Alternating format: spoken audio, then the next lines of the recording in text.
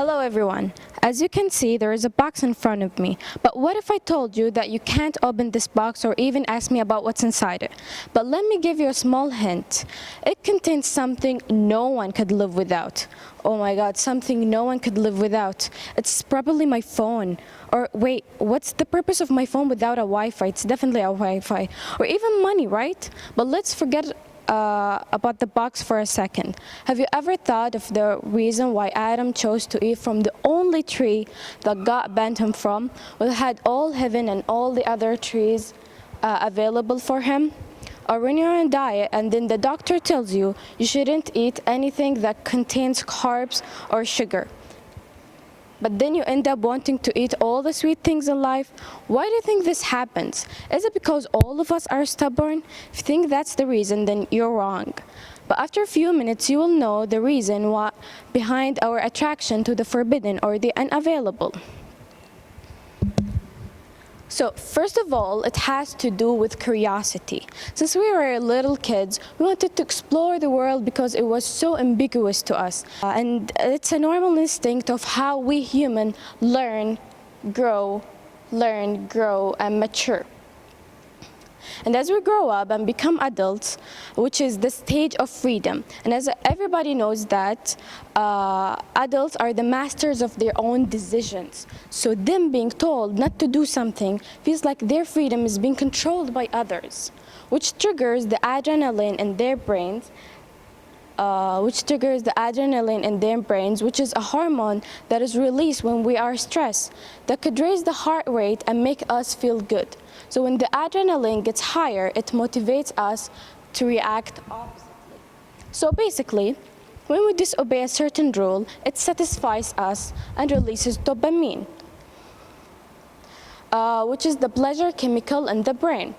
And when the dopamine is released, it could increase our attraction to the forbidden or the unavailable options only because they were inaccessible.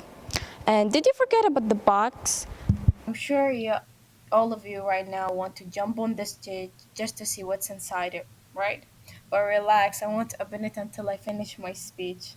Cruel. Back to our point. Sometimes our urge to go after the forbidden is even in our DNA and genes. Shocking. Studies shows that genes control how impulsive a person is. People with lower baseline serotonin, which are nerve cells in the brain, that helps regulate attention and behaviors. So people with lower baseline serotonin are more likely to break the rules because they have higher impulsive behavior.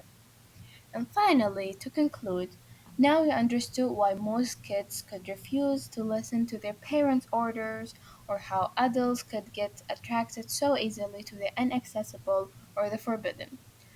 But as we all know, we can't control our curiosity and our desires, but we can control our actions. So don't let your desires take over you, because it might end up in a negative way.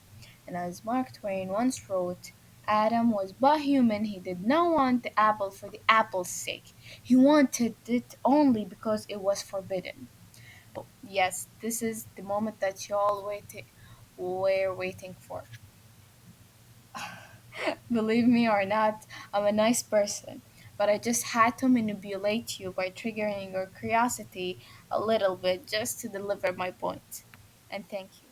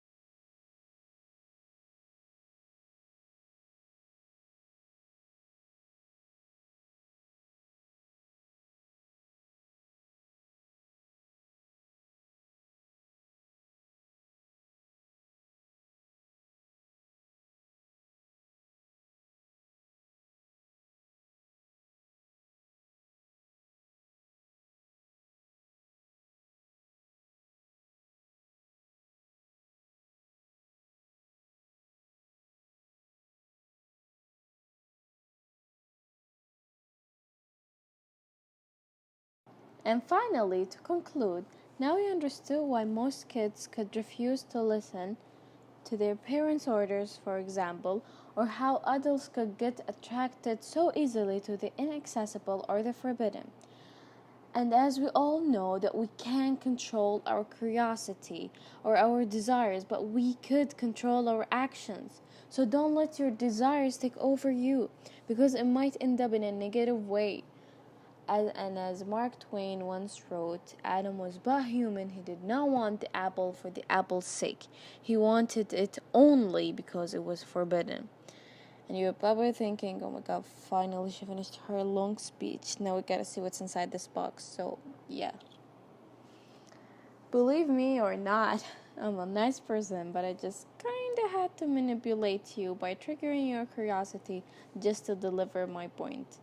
And thank you for listening.